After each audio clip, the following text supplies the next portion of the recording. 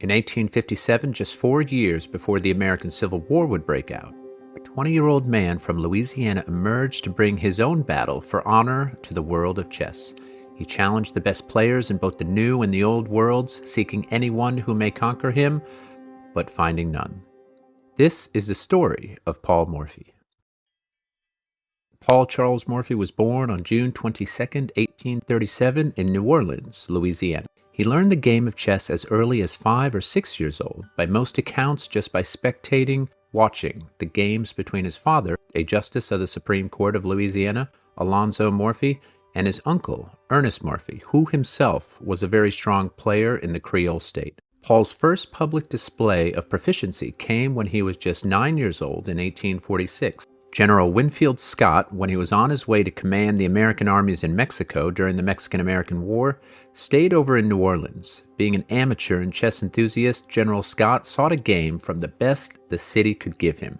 To the general's surprise, they brought forth a child not even 10 years of age before him, and only after reassurance that it wasn't a jest or a mockery, but indeed the boy was skilled, they commenced. They would play 2 games, Morphy finishing the first game within 10 moves and the second in even less. The greatest of young Morphy's childhood exploits came when he was nearing his 13th year. In 1849, the Hungarian chess master Johann Jacob Lowenthal arrived in the United States, seeking refuge after a failed revolution in his home country. During a brief tour of the United States, Lowenthal would make his way south to New Orleans and was invited to play against the young Paul in 1850.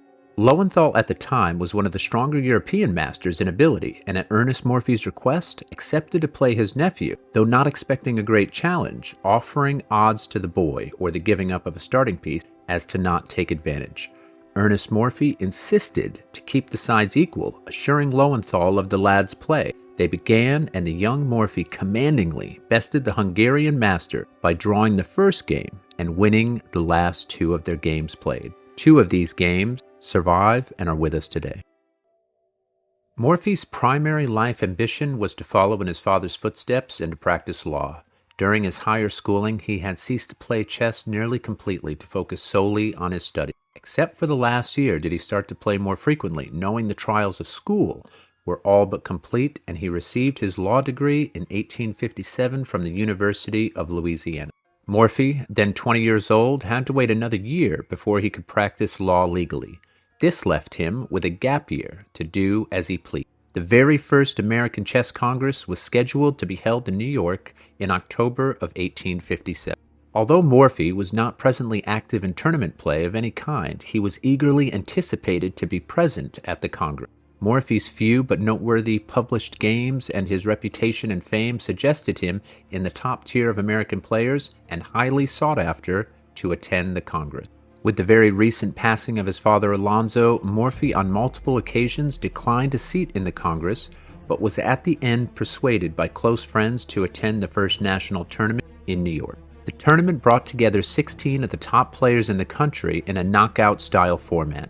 There would be a total of 4 rounds, starting with the 8 pairs. Each match between 2 players was decided by the first player to win 3 games. Draws did not count towards the total.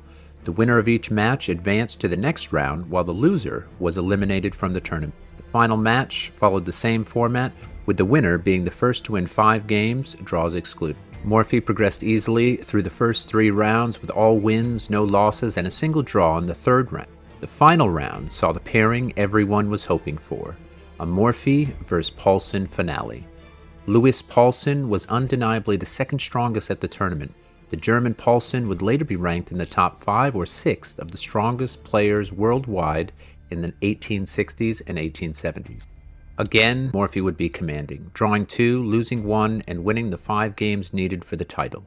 Morphy never sought financial profit from chess, and the thought of such was anathema to him, later saying, "I am not a professional player, that I never wish to make any skill I possess the means of pecuniary advancement, and that my earnest desire is never to play for any stake, but for honor." After winning the American Chess Congress, the New Orleans Chess Club eagerly sought out a match between their native Morphy and the English master, Howard Staunton, who was regarded as the strongest world player of the 1840s, making many contributions to the game. Though Staunton was arguably the strongest European master of the previous decade, At the time this challenge was forwarded, his play had diminished, though Staunton still stood out a great name and an authority to beat.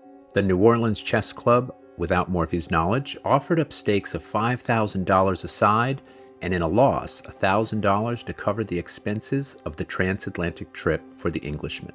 Staunton, who was then 48 at the time and with demanding occupational demands, he was a Shakespearean author, found it impractical to make the journey to New Orleans. Staunton did, however, the same day as receiving mention of the offer in his London news column, said, "If Mr. Morphy, for whose skill we entertain the liveliest admiration, be desirous to win his spurs among the chess chivalry of Europe, he must take advantage of his proposed visit next year. He will then meet in this country, in France, in Germany, and Russia, many champions whose names must be as household words to him, ready to test and do honor his prowess." It is not known if this statement by Staunton was meant to be an invitation to challenge or a passive dismissal to his transatlantic trip, but Morphy would take this as a challenge, and the 20-year-old American headed to Europe. Morphy's style of play was characterized by aggressive, tactical brilliance, offering early sacrifices to clear the board for his stronger pieces, thriving in an open game, with a deep positional understanding and mentioned as one of the last romantic style of chess players. The competition in the old world far surpassed that in America, with the world's top players being seated there, such as Anderson of Germany, Harrwitz, the dominant resident of France, Saint-Amand, and Staunton, who Morphy was eagerly seeking to take the figurative chess scepter from. Arriving in England, Morphy would meet again and play a match with Lowenthal, who was now much stronger than he was in their 1850s New Orleans meeting. Morphy would take the Hungarian master with 9 wins, 3 losses, and 2 draws. Morphy was present at the Birmingham tournament of 1858 and won by Lowenthal, but did not play in it, as Staunton had entered the tournament, and Morphy did not want to deter the match with him. The French player Saint-Amand would speak of Morphy's appearance in Birmingham, saying, "His walk is that of a king. He advances through the crowd of strangers like a monarch receiving homage from his court." Morphy did put on a blindfold exhibition at the tournament, which at the time was a novelty, playing his back to 8 boards of strong competition simultaneously, winning 6, losing 1, and drawing another. Heading over to France, Morphy sought out the strong Prussian-born Daniel Harrwitz in Paris. To the surprise of most there, Morphy would lose the first 2 games, after which he would affirm, "Harrwitz will not win another game." Fulfilling his word, Morphy would win 5 and draw 1 of the remaining 6 games they played. Sadly, the match with Staunton would never come to fruition, as Staunton would delay it for months and would eventually pull out. Though, while in Paris, Morphy would get to play his toughest opponent, a player who at that time was thought to be the strongest in the world. Adolf Anderssen, the German professor, had won the first international tournament held in London in 1851, besting all there, including Kieseritzky and Staunton, leaving Anderssen to be seen as the top living player. Anderssen would make the trip to Paris in late December 1858. The two would meet.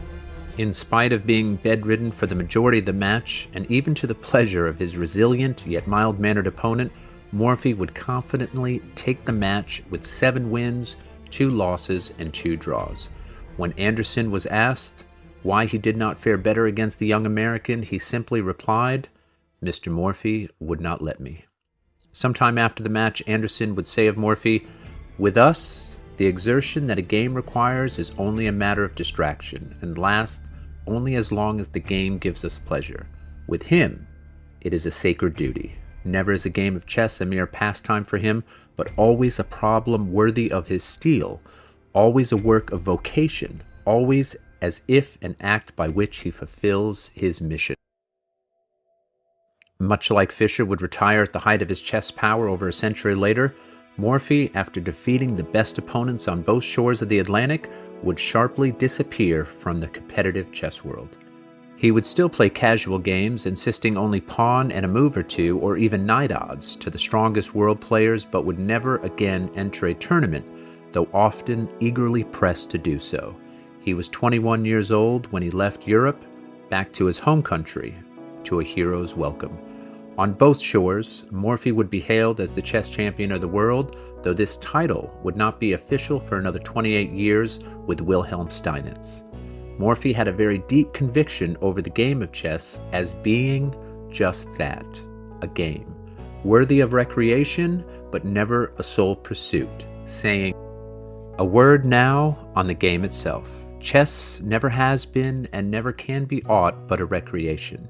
It should not be indulged into the detriment of other or more serious avocations, should not absorb the mind or engross the thoughts of those who worship at its shrine, but should be kept in the background and restrained within its proper province. As a mere game, a relaxation from the severer pursuits of life, it is deserving of high commendation.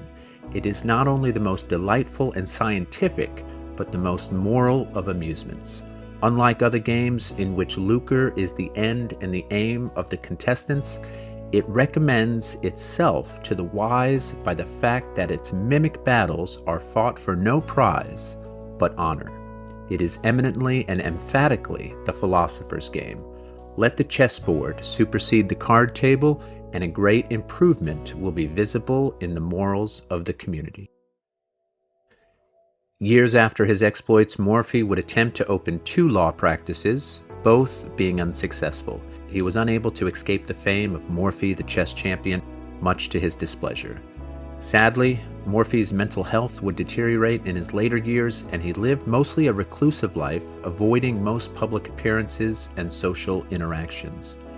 On a summer day, after entering a cool bath, trying to escape the heat from the New Orleans sun, Morphy would pass away of a stroke on July 10th, 1884. Morphy was 47.